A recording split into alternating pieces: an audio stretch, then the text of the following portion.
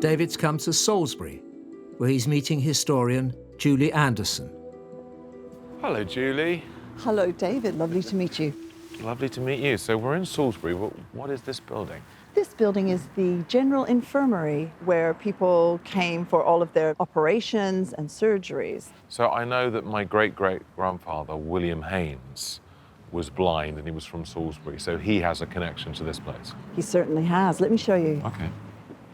Here we are, William Haynes, 33, 26th of July. 1884. Okay. So what was he here for? Ah, well, let's go in and find out. Okay.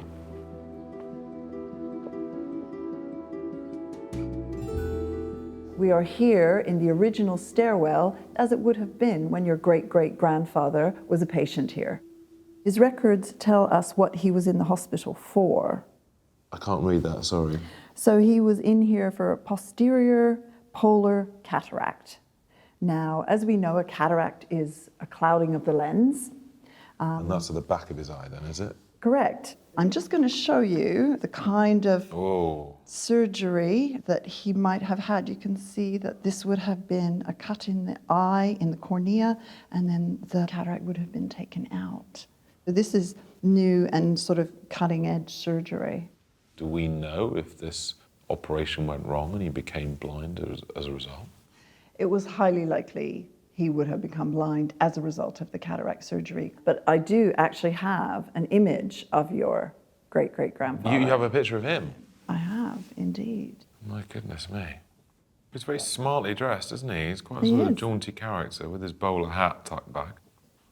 He actually kind of really looks like a character from like a sort of Charlie Chaplin movie or something like that, doesn't Yeah, he does. No one really has moustaches like that anymore.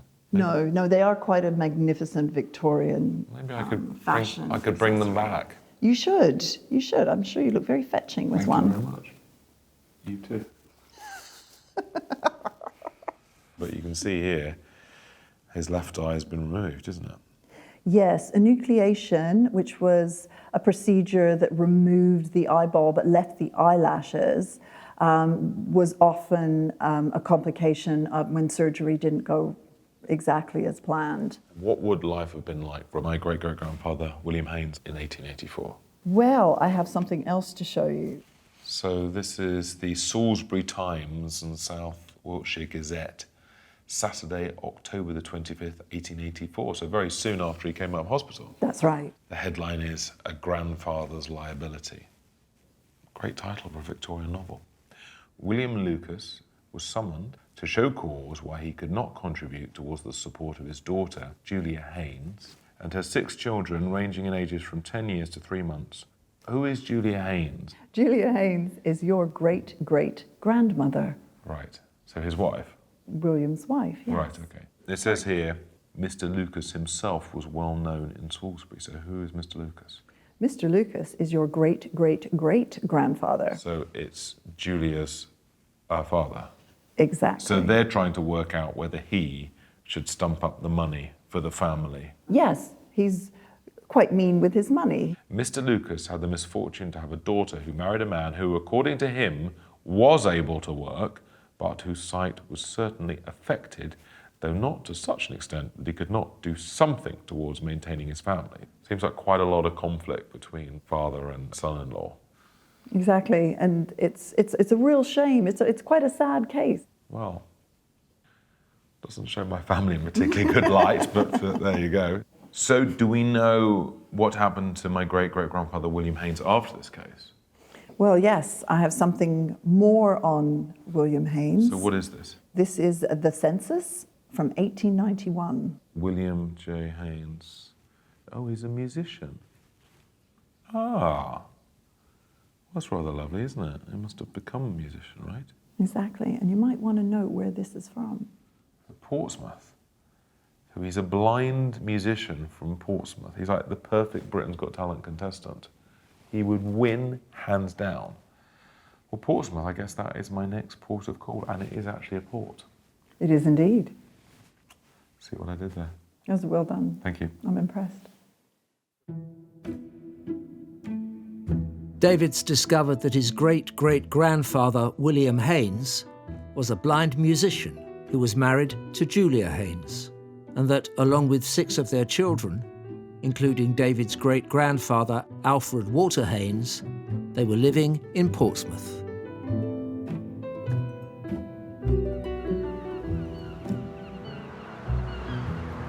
I've come to Portsmouth to find out more about my great-great-grandparents, William and Julia Haynes.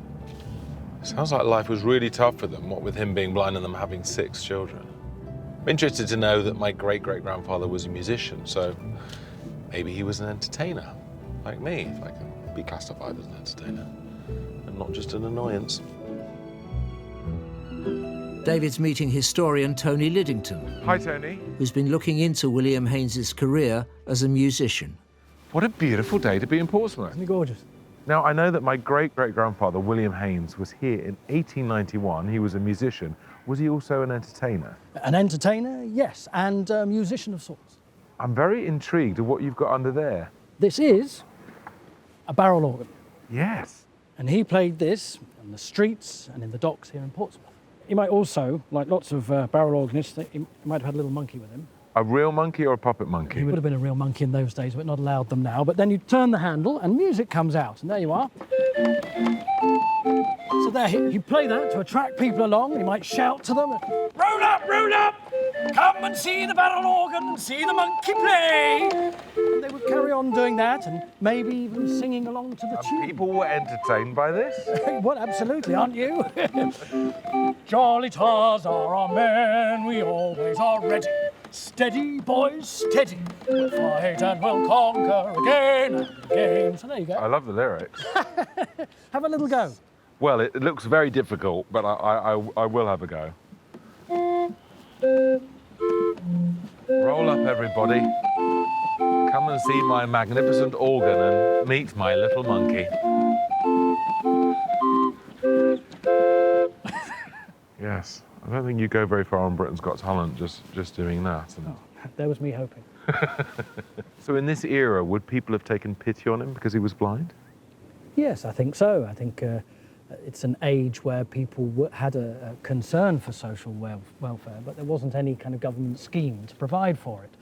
So it would have been a way of people being able to feel that they were contributing to someone less fortunate than themselves. And he was doing something. And he was entertaining people. It was often the case that someone in those situations would have another little attraction as well to help kind of elicit a little bit more money. And bearing that in mind, there's a little article here in a newspaper. So this is the Western Chronicle from Friday, November the 27th, 1896. Charge against parents. William and Julia Haynes, my great-great-grandparents, described as travellers, the former of whom was a blind man, were charged under the Prevention of Cruelty to Children Act with sending 2 of their children, Louisa and Walter, so that's Alfred Walter Haynes. Yeah, he's about 9 at this point. Okay, so he's my great-grandfather, on the street on a pretense of singing and playing for the purpose of begging.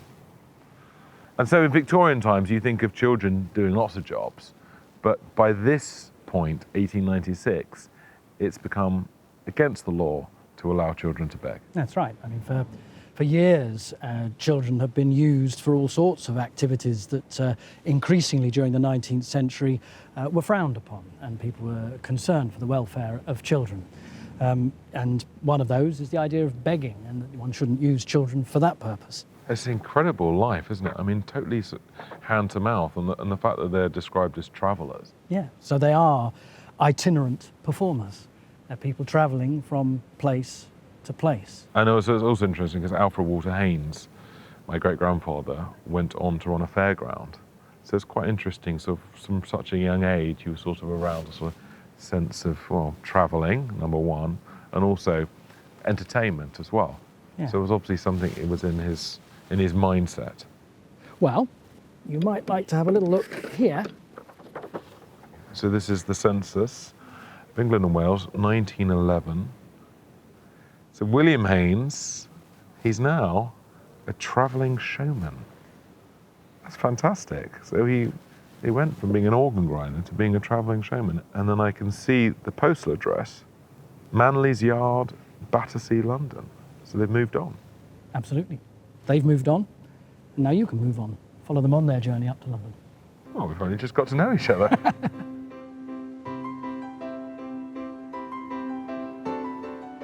My great-great-grandfather and his family seemed like they were dirt poor. I mean, they were traveling around. He was blind. He was begging on the streets. Not just that, the children were involved in the begging too. There's something my granny never told me about. Certainly what I get from it is that William Haynes seems like a colourful character. Because one thing I really love is that on the forms when he's asked to say, you know, what he does for a living, he's a musician. Well, really, he was just grinding an organ. But it seems like maybe he was an optimistic kind of character. And so I really am responding to him a lot.